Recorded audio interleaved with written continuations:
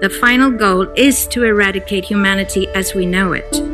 Once you understand the final destination, it becomes much easier to look back and identify the psychological conditioning, the biological tampering, the cultural grooming, and the educational prepping that we have been subjected to for decades in preparation to making us accept a post-human future.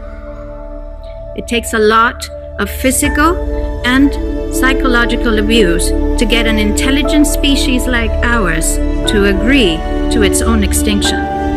Most, if not all, that has transcended in the last 60 years was designed to get us closer to accepting such a dystopian reality.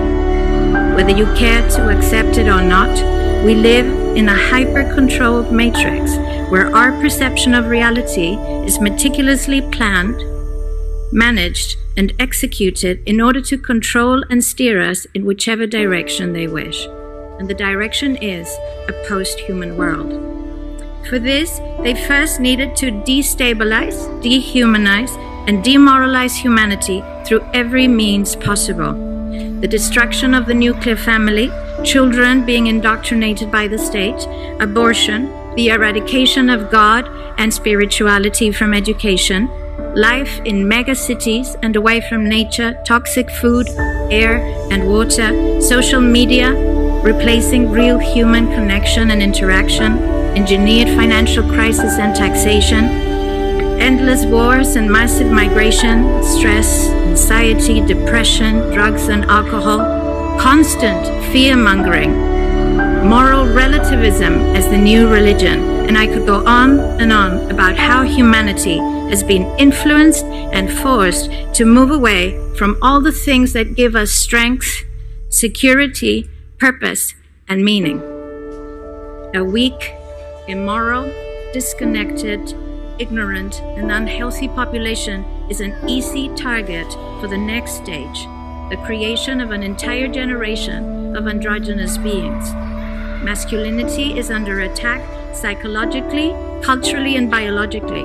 Women are being replaced in sports, entertainment, and politics by men pretending to be women, and children are being indoctrinated at school to think that gender is a choice. The transgender movement is not a grassroots movement. It comes from the top. It has nothing to do with people's freedom of expression, sexuality, or civil rights. It's an evil psyop with a clear agenda to get us closer to transhumanism by making us question the most fundamental notion of human identity, our gender.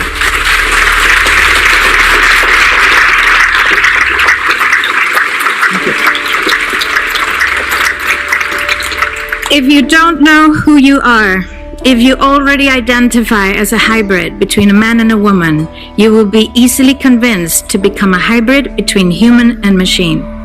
Gender ideology is the 2 + 2 = 5 from George Orwell's 1984 dystopian novel. It's the final test to see whether we will follow the most absurd party line towards our own extinction. But 2 + 2 = 4. And no matter how you choose to dress, call yourself, or change your physique, will not change that. The sad reality, though, is that in the gaslighting process to get us closer to a post-human future, they have mentally and physically harmed an increasing number of children and young people, and it's only getting worse. This must be stopped.